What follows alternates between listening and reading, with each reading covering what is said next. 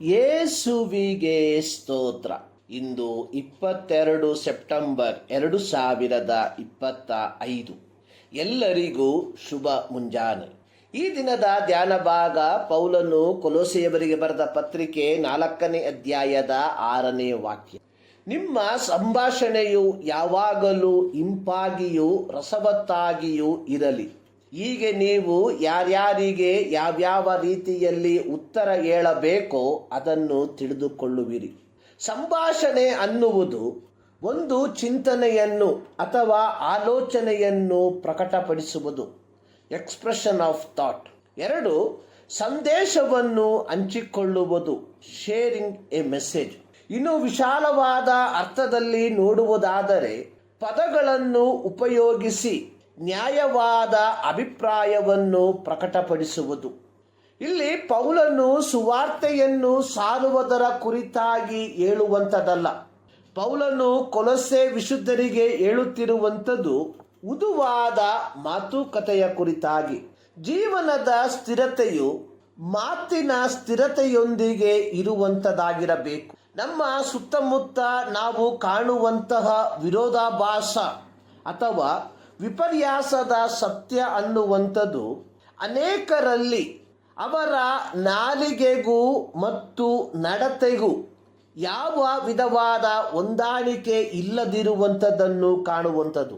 ಮತ್ತಾಯನ ಬರೆದ ಸುವಾರ್ತೆ 12ನೇ ಅಧ್ಯಾಯದ 36-37 ವಾಕ್ಯಗಳಲ್ಲಿ ಯೇಸು ಫರಿಸಾಯರಿಗೆ ಹೇಳಿದ್ದು, ಮನುಷ್ಯನು ಸುಮ್ಮನೆ ಆಡುವ ಪ್ರತಿಯೊಂದು ಮಾತಿನ ವಿಷಯವಾಗಿ ನ್ಯಾಯ ವಿಚಾರಣೆಯ ದಿನದಲ್ಲಿ ಉತ್ತರ ಕೊಡಬೇಕು.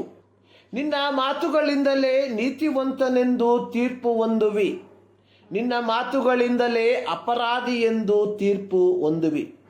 ಪೌಲನು ಕೊಲೊಸೆ ಸಭೆಯ ವಿಶುದ್ಧರಿಗೆ ಹೇಳುವಂಥದ್ದು ನಿಮ್ಮ ಸಂಭಾಷಣೆ ಇಂಪಾಗಿ ಇರಬೇಕು ಎಂಬುದಾಗಿ. ವಿಶ್ವಾಸಿಗಳ ಬಾಯಲ್ಲಿ ಅಥವಾ ಮಾತಿನಲ್ಲಿ ದೇವರಿಗೆ ಅವಿಧೇಯರಾಗಿರುವ ಜನರ ಮಾತಿನ ಯಾವ ಲಕ್ಷಣಗಳಿಗೂ ಸ್ಥಾನವಿರುವುದಿಲ್ಲ. ಅಥವಾ ಅವಿಶ್ವಾಸಿಗಳು ಮಾತನಾಡುವ ವಿಧದಲ್ಲಿ ವಿಶ್ವಾಸಿಗಳು ಮಾತನಾಡಬಾರದು ಎಂಬುದಾಗಿ ಎಫೆಸಯ ಪತ್ರಿಕೆ 4ನೇ ಅಧ್ಯಾಯದ 29ನೇ ವಾಕ್ಯದಲ್ಲಿ ಪೌಲನು ಹೇಳಿರುವಂಥದ್ದು, ನಿಮ್ಮ ಬಾಯೊಳಗಿಂದ ಯಾವ ಕೆಟ್ಟ ಮಾತು ಹೊರಡಬಾರದು. ಭಕ್ತಿಯನ್ನು ವೃದ್ಧಿ ಮಾಡುವಂತಹ ಮಾತು ಇದ್ದರೆ ಕೇಳುವವರ ಹಿತಕ್ಕಾಗಿ ಆಡಿರಿ. ಎಫೆಸಯ ಪತ್ರಿಕೆ 5ನೇ ಅಧ್ಯಾಯದ 4ನೇ ವಾಕ್ಯದಲ್ಲಿ ಪೌಲನು ತಿರುಗಿ ಹೇಳಿರುವಂಥದ್ದು, ಒಲಸು ಮಾತು, ಹುಚ್ಚು ಮಾತು, ಕುಚೋದ್ಯ ಮಾತು ಇವು ಬೇಡ, ಅಯುಕ್ತವಾಗಿವೆ. ಪೌಲನು ವಿಶ್ವಾಸಿಗಳು ತಿರಸ್ಕರಿಸಬೇಕಾದ ಮೌಖಿಕ ಪಾಪಗಳ ಪಟ್ಟಿಯನ್ನು ಇಲ್ಲಿ ನಮೂದಿಸಿರುವಂಥದ್ದನ್ನು ನೋಡುತ್ತೇವೆ. ನಮ್ಮ ಸಂಭಾಷಣೆಯು ಎಲ್ಲ ಸಂದರ್ಭಗಳಲ್ಲೂ ಆರೋಗ್ಯಪೂರ್ಣವಾಗಿರಬೇಕು.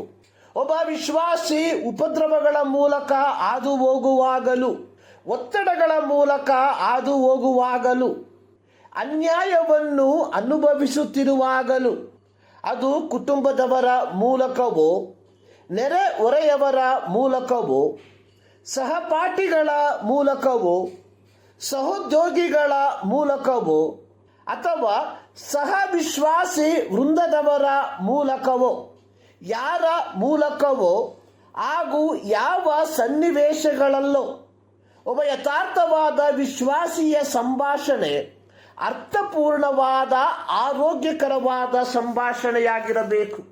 ವಿಶ್ವಾಸಿಗಳಲ್ಲಿ ಇರಬೇಕಾದ 3ನೆಯ ಗುಣದ ಕುರಿತಾಗಿ ಪೌಲನು ಕೊಲೊಸೆ ವಿಶ್ವಾಸಿಗಳಿಗೆ ಬರೆದಿರುವಂಥದ್ದು, ಪ್ರತಿಯೊಬ್ಬ ವಿಶ್ವಾಸಿಯು ಸರಿಯಾದ ಸಮಯದಲ್ಲಿ ಸರಿಯಾದ ವಿಧದಲ್ಲಿ ಪ್ರತಿಕ್ರಿಯೆ ನೀಡುವಂಥವನಾಗಿರಬೇಕು. ಕೀರ್ತನೆ 12 ಅದರ 4ನೇ ವಾಕ್ಯದಲ್ಲಿ ದಾವೀದನು ದುಷ್ಟರ ಕುರಿತಾಗಿ ಬರೆದಿರುವಂಥದ್ದು, ಅವರು ನಮ್ಮ ಮಾತುಗಳಿಗೆ ತಡೆಯಿಲ್ಲವಲ್ಲ, ನಮ್ಮ ತುಟಿಗಳು ನಮ್ಮವೇ, ನಮಗೆ ಒಡೆಯನು ಯಾವನು ಎಂದು ಹೇಳಿಕೊಳ್ಳುತ್ತಾರೆ.